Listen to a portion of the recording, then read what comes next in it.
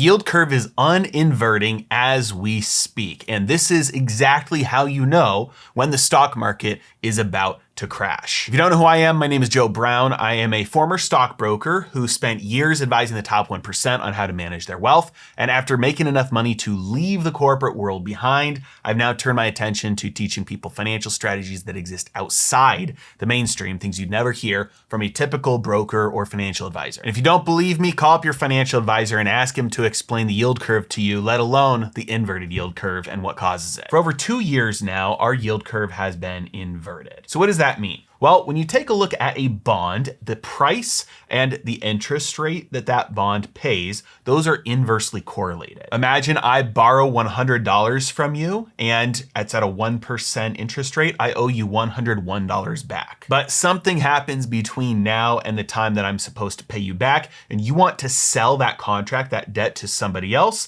You're not able to get $100 for it. So somebody else buys it from you for $99. So you initially lent $100, you got back $99. You lost money, but now I owe the money to the new person instead. But I don't owe them $100. I don't owe them 1% on their $99. I still owe back the full $101. That means he's getting a 2% interest rate because he gave up $99. He's getting $101 back. So roughly 2%. So that's what people mean by the price of bonds and the yield on bonds being inversely correlated. As people sell off bonds for lower and lower prices, the interest rate that they pay goes higher and higher. Also, at the same time, when the Fed lowers or raises interest rates, that causes all existing debt to either be bought up or sold down so that all of the yields match, at least for the same maturity. So a normal yield curve would show debt with the shortest maturity, like a couple of months or a couple of years, has the lowest yield on it, whereas debt with the longest maturity, like 20 years or 30 years, has the highest interest rate or the highest yield. Looking over at the inverted yield curve, this is when the opposite of what's normal is going on, meaning the short end of the curve has the highest yield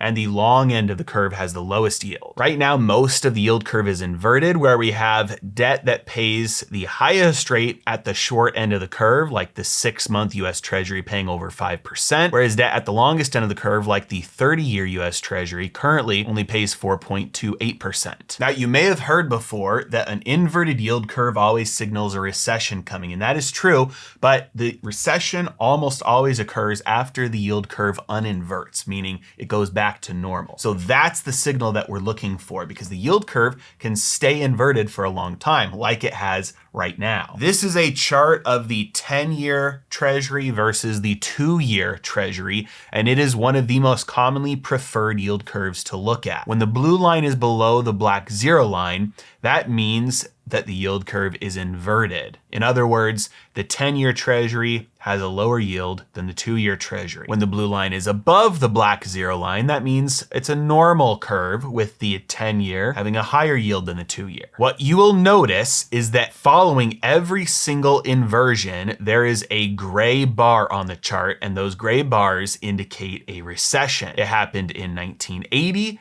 It happened in 1982, it happened in 1990, it happened in 2001, it happened in 2008, it happened in 2020, and as I will show you, it's about to start happening now. But one thing that I want you to pay particular attention to on this chart is that it usually happens after the yield curve pops back up above that zero line. You'll see here, this recession is correlated with the uninverting in 1980, the uninverting in 81, the uninverting in 1990, the uninverting in 2001. Every single time you get the yield curve inverting, and then after it steepens again, then you get the gray bar, then you get the recession. At this point, anybody who has done any amount of research on this, you're probably already typing in the comments that there are 2 types of a yield curve uninverting. There's 2 different ways that this can happen. This can happen from the long end of the curve going up, meaning something like the 30-year Treasury gets sold off, sending the interest rate careening higher. This would have the effect of uninverting the yield curve. If the short end stays the same, but the long end shoots up higher, that becomes normal again. That's referred to as a bear steepener, because the thing that's moving is the long end of the curve and the prices of those bonds are selling off. So it's bearish for those long bond holders. The second way that a yield curve can uninvert is through a bull steepener, which means something like the 2-year starts rallying as everybody buys the 2-year bonds and the yield on the 2-year starts to fall off a cliff. If the long end of the curve stays the same, but the short end starts getting lower, the interest rate goes down, then the yield curve uninverts, it steepens again. And because that happens from the price of those short-term bonds going up, it is bullish for those short-term bond holders. So it's a bull steepener. Now I'm going to show you here why we are likely to have a mix of both a bull and a bear steepener on this yield curve uninversion. But we have to talk about the elephant in the room, which is that a lot of people don't like the 10 versus the 2-year yield curve. This is the 10 versus 2, which is what I was showing you, and it's what people have been using for decades to predict recessions. Now, if you want to know how I do this, I am hosting a completely free asymmetric trading masterclass tomorrow. This is your last chance to sign up. It is tomorrow, this Thursday at 7 p.m. Eastern time. And last time I hosted one of these things, we had more people register for the event than could actually fit on the Zoom call. We're going to cover things like how to use asymmetric trades to profit from election chaos, geopolitical events, yield curve on inversions, and market crashes. Not only how to use them to protect your wealth, but also to grow your wealth. And I'm even going to do a live Q&A at the end of the call to answer any of your questions. Remember, this masterclass is completely free, but spots are limited and they're filling up fast. All you have to do is click on the link in the description below, submit your name and email to sign up. And the only thing I ask is that you show up early. I'd recommend just about 12 minutes early, so you can make sure you save your spot before everybody starts trying to pile in at the last second. Really looking forward to it, and I'll see you there. But over the last couple of years, especially led by the Federal Reserve, people have not liked looking at this one as a recession indicator. So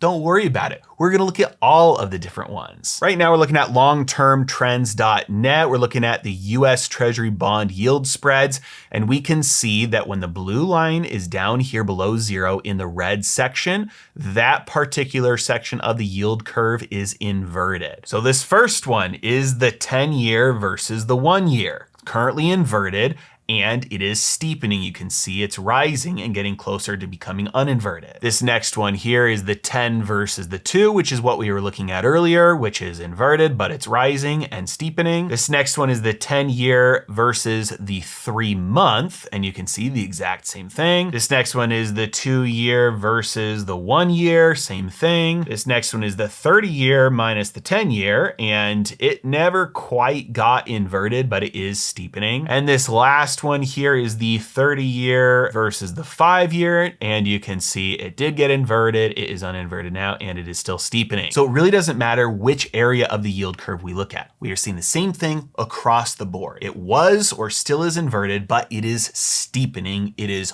uninverting. Now, at the end of this video, I'm going to show you why this is not something that you should be afraid of. Why, yes, the market is probably going to be experiencing some severe volatility, maybe a big market crash. Not something to be afraid of. This is something to take advantage of if you get into position for it now.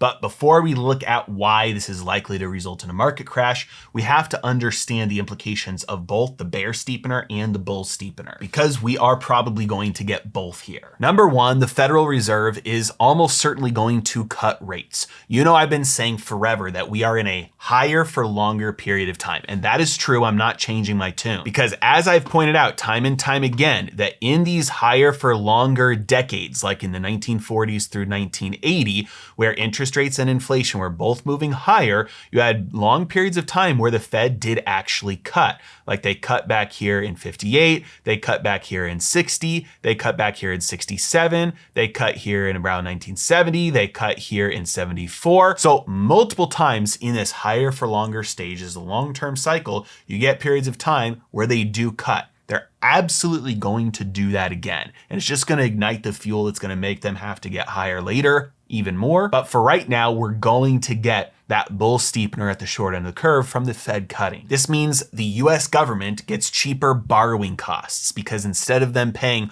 over 5% for T-bills, they're going to pay less and less if the Fed cuts multiple times or more than 0.25%. So the price of short bonds rises while the Fed cuts interest interest rates at the short end of the curve, and that primarily is going to be a driving force for cheaper borrowing costs for the US government. Number two, though, we get a crash in long bonds, meaning investors and institutions sell off long-dated US Treasuries and debt that has a lower interest rate. They sell it off and that rate rises. With the Fed cutting rates, they're signaling an end to the inflation fight and they're fueling the government's deficit spending through monetary expansion. In an environment like this, nobody wants to hold long-dated bonds that give you a negative real return. So the price sells off as the rate shoots up until it has a positive real return. This means that borrowing costs for the free market for corporations and individuals actually goes up as the government gets cheaper borrowing,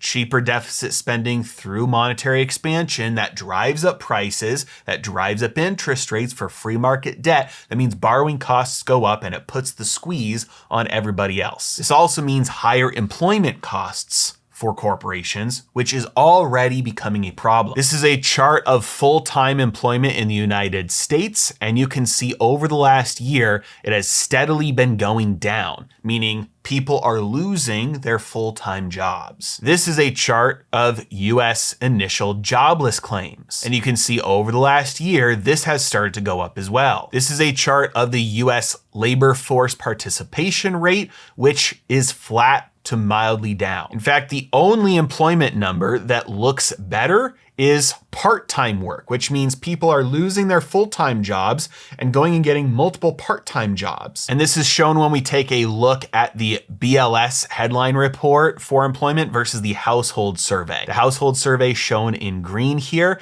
is the one that gives you an indication of how many jobs individuals have. The blue section that shows the BLS headline report is the one that shows how many employees companies have, which means that most jobs that are being reported right now are from individuals working multiple jobs. And over the last year, both of these numbers have deteriorated and now the household survey is negative. On top of that, retail sales for companies are flat. Over the last 6 months, they're up 0.15% total, not per month, just total. It's basically zero growth. So the economy is weakening rapidly. The Federal Reserve is going to cut rates. We're going to get the bull steepener, and the throughput to inflation is going to cause the bear steepener as well. Now, at this point, you're thinking this is all about recessions. It's all about the economy, and the stock market is not the same thing as the economy. And you are absolutely right. So let's take a look at how yield curve uninversions correlate and translate to stock market performance. First, what happened to the market during the inversion and steepening of 1980? Well, after markets topped in November of 1980, they fell approximately 28% over the following 2 years. And that takes care of the subsequent inversion and uninversion that happened in 82 as well. So we've got two inversions and uninversions that happened in the course of 2 years here. And that whole entire time, markets were in a steep sell-off, losing about 28% of their value over that time. Next up, we have the inversion that happened in 89, and then the uninversion and recession happening in 90. You can see here during this time frame, there is really no market crash to speak of. Maybe you could say that this move, which was a 20% move down from July to October of 1990, was the market crash that counted. And that's certainly some volatility. We did rebound very shortly after, and it was the least severe out of any of these that we're gonna look at. And so you'd be forgiven for just ignoring this one, even though there was a 20% drawdown. The next inversion that we have happened in 2000, and then the uninversion and following recession happened in 01. And this one was a doozy with a 50% drawdown from the peak in March of 2000 to the bottom in October of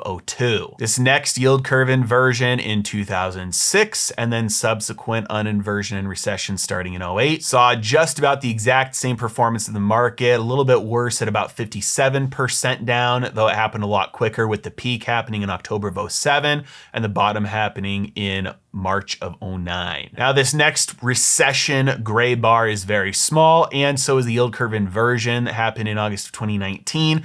So you might not have noticed it, but this was obviously the market crash that happened in 2020. And that one was extremely rapid, with a 35% market crash starting on February 20th of 2020, ending on March 20th, taking just 1 month to drop 35% of its value. So we just took a look at the last 40 years. And every time the yield curve inverts and then uninverts, we do have a recession. We also have a market crash ranging anywhere from 20% to 57%. And given the fact that the stock market is basically still at an all-time high, we have a perfect setup for at least a somewhat significant correction. Now, like I said earlier, this is absolutely not something to be afraid of. I would never recommend selling everything, going to cash, because it could be different this time. You never know. And these things take time to unfold. Every single one of these market crashes didn't start the day the yield curve uninverted. You can never nail the timing on these things perfectly. But it does mean that it pays to be intelligently hedged, to be prepared, and positioned to take advantage of these things. Because you can make insane profits on the way down. But that's not even the best part. If you even just stop yourself from most of the bleeding on the way down by having certain positions that increase in value while everything falls, then you have dry powder to buy these assets at fire sale prices after the crash has already happened. That's where the real wealth building occurs, when you're able to buy things at the bottom. If you have to watch everything bleed on the way down and just hope and pray it recovers on the way back up,